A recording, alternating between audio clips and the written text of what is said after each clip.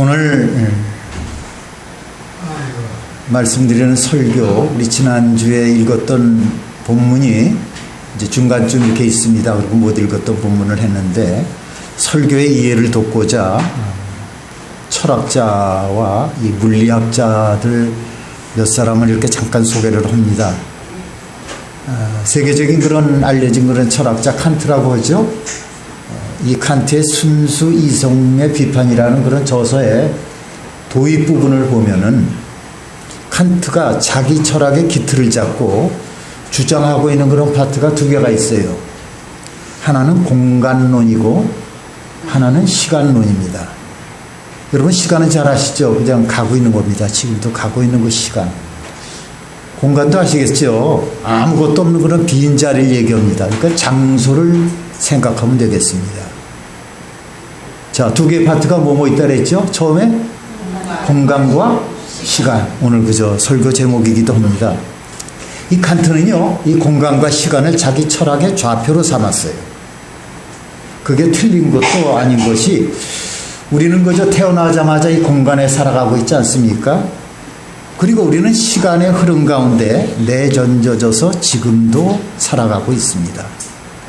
공간과 시간은 우리가 아무리 발버둥을 치고 노력을 해도 바꿀 수 있는 것이 아니라고 생각이 됩니다.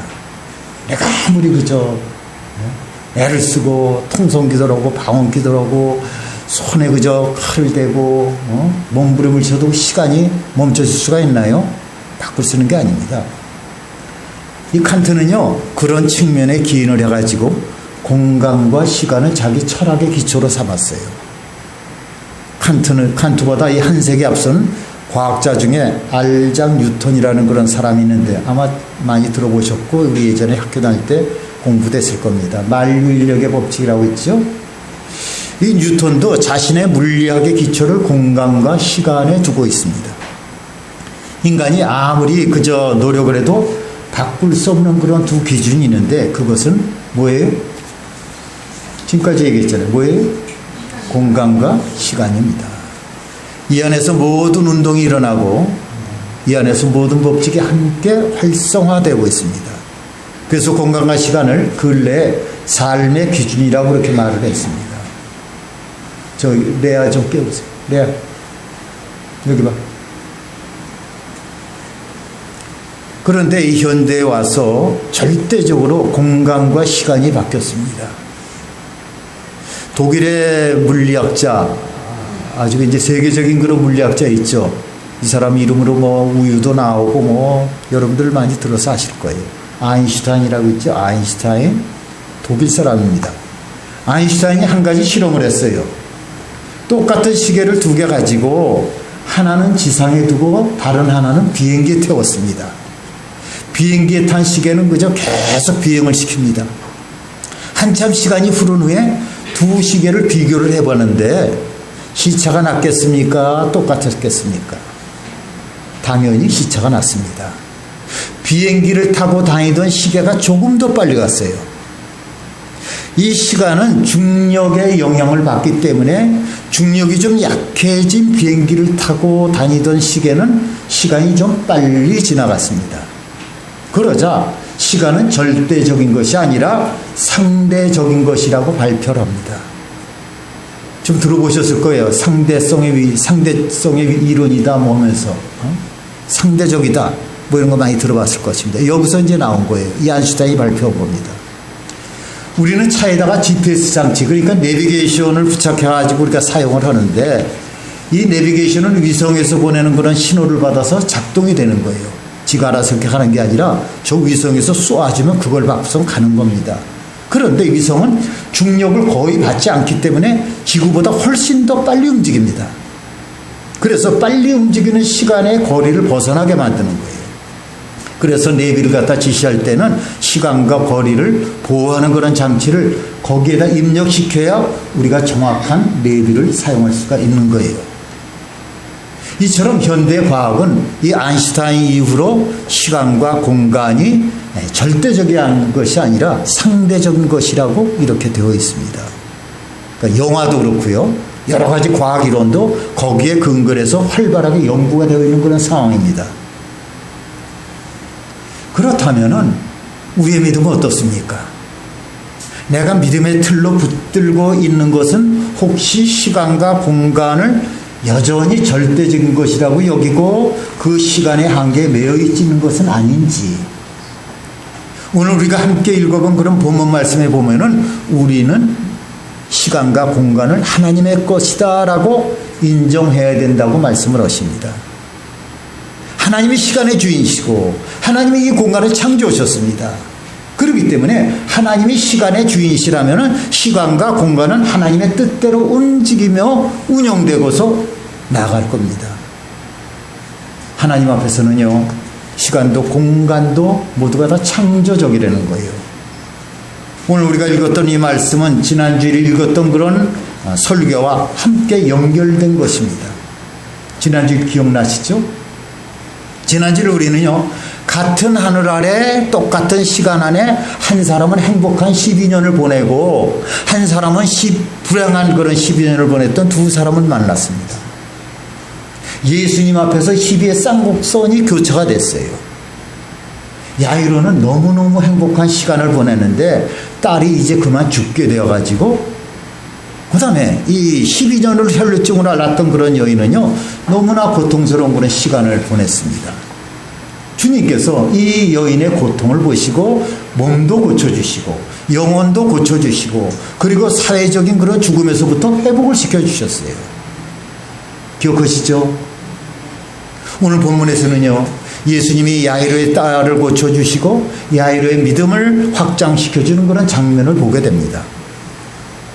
야이로가 예수님을 먼저 잡았습니다. 선생님, 우리 집에 가서 내 딸을 좀 고쳐주십시오. 딸을. 갑자기 생각나는 게 있습니다. 제가 다녔던 모교회 문용호 목사님이라고 계세요. 그분 아들이 셋에다가 딸이 둘인데 막내 아들이 공부를 잘했어요. 근데 입시 시험을 앞두고 고등학교인가 중학교인가 입시 시험을 앞두고 굉장히 아픕니다. 너무너무 아파요. 근데 그 당시만 해도요, 뭐 이 안수기도를 받는다, 뭐 방어를 한다, 이건 다 그냥 이단입니다. 이단. 특별히 장로교에서는 뭐 아주 철저하죠. 그래서 조심스럽게 시험 날짜는 다가오는데 조심스럽게 공면합니다. 목사님, 어딜 가면 권사님이 그래도 신유의 은사가 있다고 그러는데 어디 가면 또 이 서대문에 가면 또 조용기 목사님이라고 있는데 한번 가는 게 어떨까요? 낫질 않으니까 병원에 입원을 시켜도 낫질 않고 완강합니다. 그런데 자식이 그렇게 아프니까 그렇게 완강하고 아주 보수적이에요. 총회에서 그런 임원도 그저 오랫동안 하셨던 분인데 나중에 지시더라고요. 어딜 가셨는지 몰라요. 그 아이를 데리고 그 아들을 데리고 저보다 나이가 3살 적은 그런 동생인데 찾아갔다는 거예요. 그 후에 뭐 거기서 안수를 받고서 그 다음에 낳았는지 그건 난 모르겠습니다만 어쨌든 서울고등학교에 서울중학교인가 서울고등학교에 입학을 했어요. 그 좋은 학교에. 사랑하는 자기 딸이 죽어가는데 그 당시 2000년 전에 이 예수를 갖다 이단이라고 치고 그랬는데 이 회당장이 이 보수적인 그런 전통을 지니는 회당장이 평상시 같은 그런 생각이나 있겠습니까? 애가 죽어가니까 사랑하는 딸이 그저 생명이 꺼져가니까 예수님을 찾아왔습니다. 선생님, 저희 집에 가셔서 제 딸을 좀 고쳐주십시오. 그래서 예수님과 집으로 가는 중에 여인이 예수님의 옷자락을 만졌습니다. 치유의 강선이 이 여인에게 들어가서 이 여인이 완치가 되었어요. 그러면은 예수님은 그냥 가시면 되지 않겠어요? 완치가 됐으니까.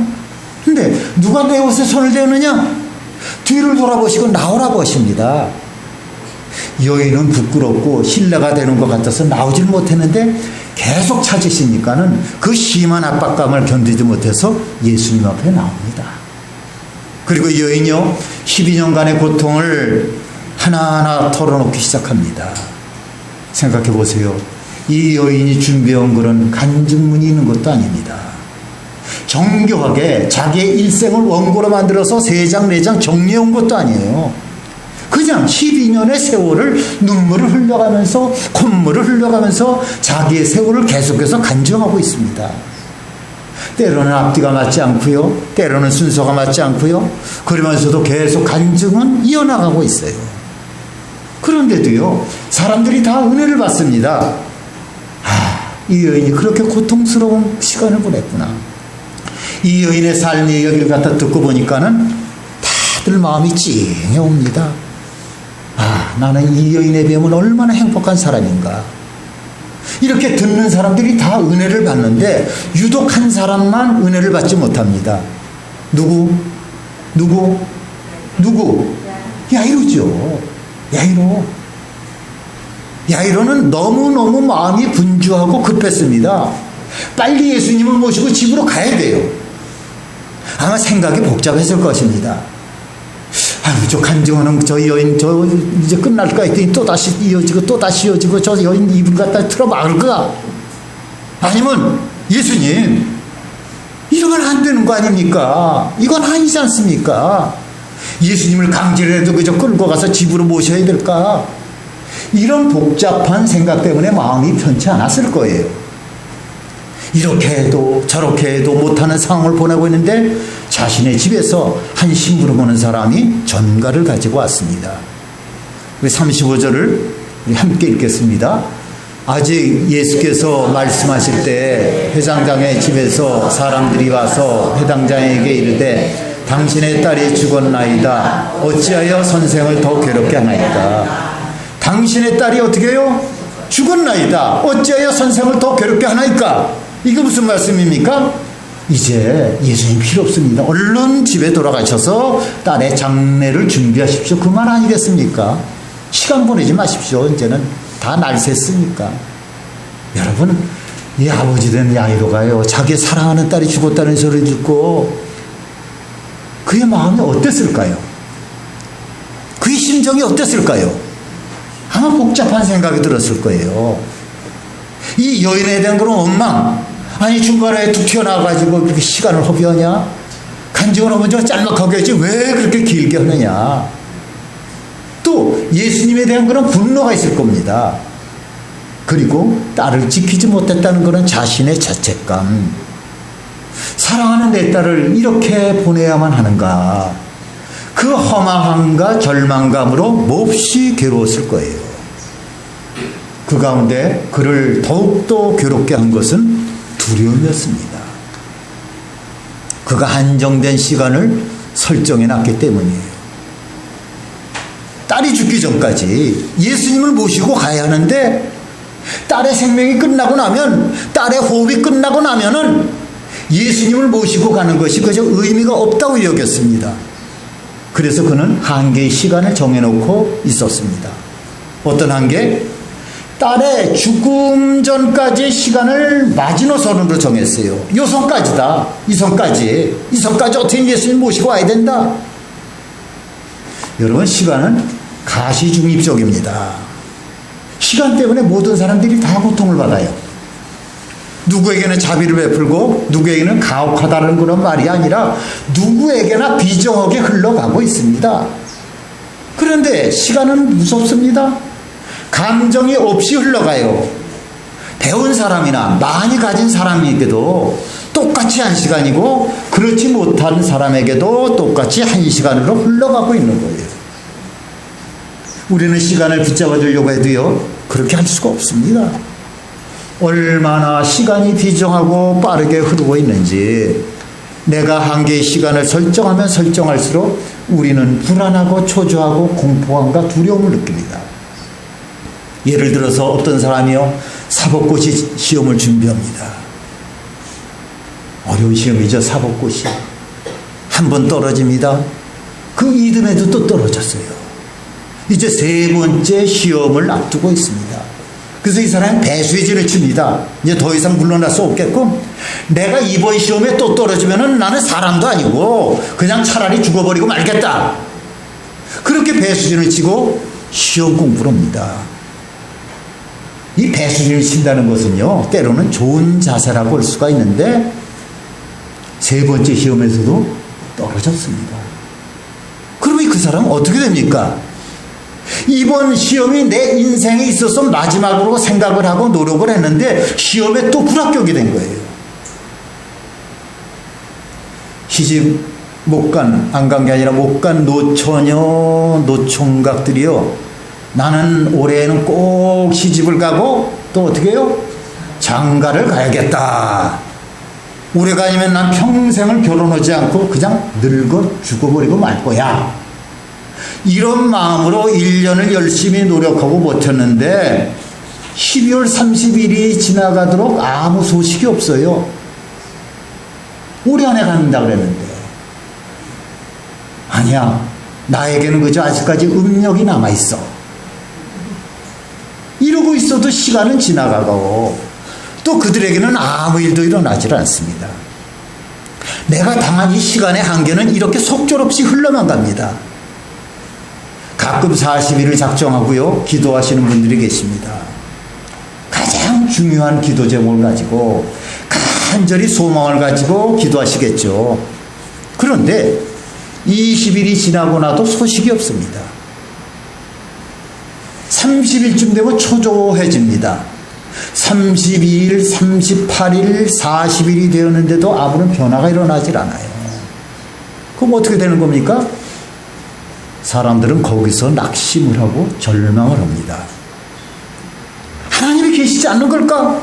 만약에 계시다면 나에게 왜 이렇게까지 비참하고 계시나?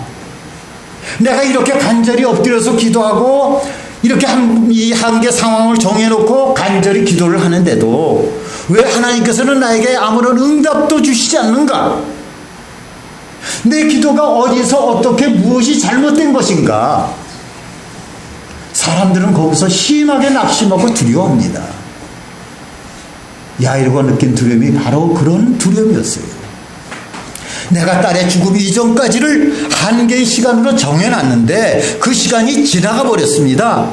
이제는 내가 돌아가서 싸늘하게 식은 딸의 시신을 마주해야 합니다.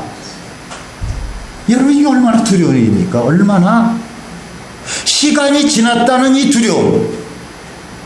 예수님은 이 야이로의 두려움을 알고 계셨어요. 그래서 그에게 이렇게 말씀하십니다. 36절을 우리 함께 읽겠습니다. 예수께서 그 하는 말을 곁에서 들으시고 회당장에게 이르시되 두려워하지 말고 믿기만 하라 하시고 예수님께서 말씀하십니다. 두려워하지 말라. 무엇을 두려워하지 말라는 겁니까? 너가 정한 시간의 한계가 지나느냐? 두려워하지 마라. 무엇을 두려워하지 말라는 겁니까? 너 낙심하고 절망하고 쓰러져 있느냐? 두려워하지 말라. 무엇을 믿으라는 겁니까? 시간의 주인이신 하나님을 믿으라는 겁니다. 너가 정한 시간이 끝났다고 해서 세상이 끝난 것이 아니라 모든 것이 끝난 것이 아니다. 이걸 믿어라. 주님께서 계속 그런 믿음을 요구하고 계십니다. 주님께서 말씀을 던지셨어요. 이제 야이로에게 뭐가 넘어갔어요? 공이 넘어간 거예요. 야이로는 둘 중에서 하나를 선택해야 됩니다. 하나의 선택은 예수님을 욕하고 돌아서는 겁니다. 예수님, 선생님, 나에게 왜 그렇게 하셨습니까? 저 여인은 고쳐달라고 하지 않았어도 옷자락에 손만 대어도 그저 그렇게 고쳐주시고 또 그 사연까지도 다 듣고 계시면서도 내 딸은 총각을 다투는 이 상황에 나에게는 왜 이렇게 야박하게 하신 겁니까? 예수님을 욕하고 원망하고 저주하고 돌아가서 딸의 장례를 준비하는 겁니다. 두 번째 선택은 두려워 말고 믿기만 하라고 했으니까는 한 번 더 믿어보는 겁니다. 할렐루야. 두렵지만은 딸의 죽음을 내가 마주하는 것이 무척 두렵지만은 한 번 믿어보고 따라가는 거예요. 여러분이라면 어떻게 하시겠습니까? 만약에 여러분들이 야이로의 입장이라면 그 상태에서 그 자리에 계셨다면 어떻게 하시겠습니까? 다행히도요, 이 야이로는 후자를 선택합니다. 예수님과 3명의 제자들과 딸이 죽은 자기의 집으로 들어갑니다. 보니까 사람들이 장례 준비를 합니다. 그런데 예수님께서 그들에게 말씀하셔요. 뭐라 그랬어요? 죽은 게 아니라 산다. 사람들이 비웃겠어요? 안 웃겠어요? 비웃죠. 시간의 한계를 직접 얻지 못한 사람들이 예수님과 그 아버지를 비웃고 욕을 합니다. 혀를 찹니다. 그러나 그 말을 뒤로하고 예수님은 소녀에게로 다가가십니다. 그리고 말씀하셔요. 41절과 2절을 같이 읽겠습니다. 그 아이의 손을 잡고 이르시되 달리다고 마시니 번역하면 곧 내가 내게 말하오니 소녀야 일어나라 하심이라. 소녀가 곧 일어나서 걸으니 나이가 12살이라. 사람들이 곧 크게 놀라거늘 달리다고 소녀야 일어나라. 소녀가 일어났습니다. 놀라운 일이 생긴 거 아니겠습니까? 예수님이 소녀를 아버지께 돌려보냈습니다. 성경에 보면요, 이런 일들이 곳곳에 자주 일어나고 있습니다. 요한복음 11장에 보면 예수님이 사랑하시던 그런 나사로가 병이 들었습니다. 예수님은 나사로와요 그의 집안 식구들과 아주 친하고 지극히 사랑했었습니다. 그런데 예수님이 멀리 계셨을 때 이 나사로가 병이 들어서 죽게 되었다는 그런 소식을 듣게 되었습니다. 그런데 어찌된 영문인지 주님은 하시던 일을 계속하셨어요. 그리고 며칠 후에 베다니로 가셨습니다. 가보니 이미 나사로는 세상을 떠났습니다. 장례를 치른 지 얼마나 됐다고 그랬죠? 나흘이나 되었어요. 나사로의 여동생인 마리아가 예수님을 원망하면서 울면서 말합니다. 예수님께서 여기 계셨다면 제 오라비가 죽지 않았을 것입니다. 예수님께서 슬피 울면서 원망하며 있는 그런 마리아에게 말합니다. 믿어라. 마리아야, 믿어라. 믿으면 너가 하나님의 영광을 보리라. 무엇을 믿으라는 말입니까? 너가 정한 인간의 시간을 믿지 말고 하나님이 시간의 주인이심을 믿어라. 그러면 하나님의 영광을 보리라. 그리고 나서 주님께서 나사로의 무덤 앞에 섰습니다. 돌문을 열라 하시고 말씀하십니다. 나사로야, 나오너라. 또 여기서도 놀라운 일이 벌어졌습니다. 수족을 배로 동인 채로 장례를 치른 지 날이나 되었던 그런 나사로가 걸어 나온 겁니다. 오늘 예수님께서요, 소녀야 일어나라. 뭐예요? 달리다고. 이 말씀과 나사로야 나오너라, 이 말씀을 오늘 우리들에게도 하시는 겁니다. 믿습니까, 여러분? 네. 에어컨 꺼도 되겠어요. 우리들에게도 그 말씀을 똑같이 하는 거예요. 너가 정한 시간에 한계가 무너졌느냐? 그래서 죽은 자처럼 엎드려져 있느냐? 죽은 지 날이나 되고 장사된 지 나흘 된 사람처럼 지금 무덤에 들어가 있느냐? 그렇게 누워만 있지 말고 일어나라 말씀하십니다. 너희 시간의 한계에 갇혀 있지 말고 하나님의 시간 속에 들어와라. 나의 시간 속에 너희를 초대하오니 일어나 들어와라. 주님께서 그렇게 말씀하십니다. 우리 인간은요, 여전히 하루에 몇 시간? 24시간. 그 시간의 한계에 갇혀서 살아왔습니다. 하나님이 시간을 창조하셨고 하나님이 시간의 주인이신데 그걸 믿지 못하고 살아가는 그런 불쌍하고 연약한 존재가 바로 우리 존재들 아니겠습니까? 인간은 시간에만 매여 있지 않습니다. 공간에도 묶여 있어요. 공간에도. 그런데 성경을 보면은요, 시간을 극복한 위대한 인물이 나옵니다.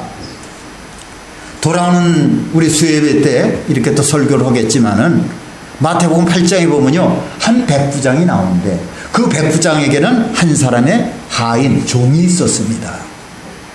이 종이 병들어서 죽게 되었습니다. 그래서 백부장이 예수님께 찾아갑니다. 주님, 제 하인이, 제 종이 죽게 되었습니다. 그래서 예수님이 그래, 너희 집에 한번 가보자 하시면서 앞장을 서라고 그러는데 놀랍게도 선생님, 우리 집에 갈 필요가 없습니다. 이 자리에서 말씀해 주십시오. 그러면 우리 집에 있는 종이 나을 겁니다. 예수님이 무척이나 기뻐하시고 칭찬을 하셨어요. 이스라엘 백성들 중에서 내가 이만한 믿음의 소유자를 찾아보지 못했다. 그리고 말씀하시고는 그 즉시 그 집에 있는 종의 병이 낫다는 겁니다. 여러분, 예수님이 계신 곳에 그 시간의 주인이십니다. 많은 사람들이 예수님을 꼭 자기 집으로 모셔야 병이 낫는다고 생각을 하는데, 주님께서 이 자리에서 말씀하시면요, 지구 반대편에 있는 사람들에게도 역사가 일어납니다. 우리가 이 자리에서 기도를 하면요, 태평양 건너 미국에서도 역사가 일어나고, 우리가 이 자리에서 기도를 하면 저 북녘 땅에 있는 우리 동포에게도 놀라운 역사가 일어납니다. 믿으십니까? 그래서 때로는 전화로도 기도를 하잖아요. 전화로도 아픈 곳에 손을 대라 그러고, 근심 걱정 있으면 전화로도 또 위로의 기도를 하지 않습니까? 공간을 초월하시는 그런 하나님의 능력, 모든 세상을 창조하신 우리 하나님의 능력이 오늘 우리와 함께 계시기 때문입니다. 왜 우리는 시간과 공간에 함께 갇혀 있습니까? 현대 과학도, 현대 물리학도 이미 시간과 공간을 상대적으로 규정하고 있는데, 오늘 우리가 이런 믿음으로 우리 주님께서 나의 시간으로 돌아오라, 일어나라, 이 말씀을 들어야 합니까? 그렇다면 나의 시간 안으로 들어오라는 그런 말은 무슨 의미가 있나? 이 말씀은 도대체 어떤 의미일까? 여호수아서 10장 12절 13절을 보면요, 우리 하나님께서 당신의 시간으로 우리를 초대하는 그런 장면이 나옵니다. 우리 같이 읽어봅시다. 여호와께서 아모리 사람을 이스라엘 자손에게 넘겨주시던 날에 여호수아가 여호와께 이르되, 이스라엘의 목전에서 이르되, 태양아 너는 기브온 위에 머무르라, 달아 너도 아얄론 곡장에서 그리할지어다 하매, 태양에 머물고 달이 멈추기를 백성이 그 대적에게 원수를 갚기까지 하였느니라. 야사라의 책에 태양이 중천에 머물러서 거의 종일토록 속히 내려가지 아니하였다고 기록되지 아니하였느냐. 이스라엘 사람들이요, 병사들이 이 아모리 사람들과 전쟁 중에 있습니다. 하나님께서 이스라엘 백성들과 이 여호수아에게 말씀하시기를 아모리를 철저하게 진멸하라 했어요. 아주 그냥 없애버리라고 아주 명령을 내렸습니다. 저것들은 다 그냥 없애버려서 괜찮다. 그래서 여호수아가요, 이스라엘 백성들을 이끌고 전쟁터에서 싸우고 있습니다. 열심히 싸우고 있는데 어느덧 해가 서산으로 이렇게 지고 있습니다. 한참 승승장구하고 있는데 마음이 급했어요. 해가 지고 나면 그 당시 뭐 조명시설도 없는데 어떻게 전쟁을 하겠습니까? 그래서 여호수아가 갑자기 하늘을 쳐다보며 외칩니다. 태양아 너는 기브론의 위에 머물러라. 달아 너도 야알론 겉자리에 그리할지어다. 우리 하나님께서 그 기도를 들으셨습니다. 태양과 달을 멈춰 세웠어요. 하나님의 일을 하는 그들에게요, 하나님께서 원하시는 그 일을 하는 그런 우리들에게 하나님께서 시간을 무한정 확대해 주신 거예요. 우리는 하나님의 백성으로서 하나님의 자녀로 살면서 시간이 없다는 말을 참 입에 달고 살지 않습니까? 아유, 시간 없어. 바쁘다 바빠. 여러분, 하나님의 자녀가 왜 시간이 없다고 이렇게 말을 합니까? 우리 하나님이 원하시는 그 시간, 하나님이 바라시는 그 자리, 내가 하나님을 열심히 섬기고 봉사를 하고 하나님이 기뻐하시는 그 자리에 있으면은 나머지 시간들은요, 하나님이 태양을 멈추시고 달을 세워주신 것처럼 우리에게 무한정의 시간을 허락해 주실 것입니다. 악한 사탄은 수마이가 진멸될 때까지 태양이 내려오지 않을 거예요. 남녀 성도들이 열심히 예배를 드리고 하나님이 기뻐하시는 그 자리에 서 있으면은 하나님이 그들에게 시간을 압축적으로 사용할 수 있는 그런 지혜도 허락해 주시는 겁니다. 한 가지를 배우면요, 10가지를 깨닫는 그런 지혜를 허락해 주시고, 아무리 바쁜 그런 직장인이나 사업가라 할지라도요, 하나님을 향해서 시간을 내고 그 시간을 하나님께 올려드리고 나면은 우리들에게는 24시간이 아니라 48시간, 아니 그 이상의 시간도 우리 좋으신 하나님께서는 우리에게 허락해 주실 것을 믿으시기 바랍니다. 열왕기 20장에 보면 시스기야 왕이 나옵니다. 그는 다윗 왕 이후에 이스라엘의 여러 왕들 중에 그렇게 하나님을 의지했던 왕이 없다 할 정도로 아주 훌륭한 임금이었습니다. 이 사람이 종교개혁을 이뤘죠. 그 다음에 성전을 정화시켰습니다. 상당을 회파하고 우상을 다 부수었어요. 아주 훌륭한 왕이었습니다. 그랬던 그 왕에게 병이 찾아왔습니다. 무슨 병? 죽을 병. 죽을 병. 이 왕이 하나님께 엎드렸습니다. 왜? 생명을 살려달라고. 생명을 살려달라고. 그래서 하나님이 그 기도를 들으시고 15년의 시간을 연장시켜 주셨어요. 하나님의 일을 열심히 하니까는 아버지가 기뻐하시는 하나님의 시간으로 온전히 들어가니까는 하나님이 그의 시간을 붙들어 주시고 그의 태양을 이렇게 중천에 내려오지 않도록 세워주신 거예요. 오늘 우리들은요, 하나님의 시간 안으로 초대를 받은 사람들입니다. 믿습니까, 여러분? 우리는 다 초대받고 온 사람들이에요. 하나님께서 우리를 당신의 시간으로 불러주셨어요. 하나님의 시간으로 달려가시는 축원합니다.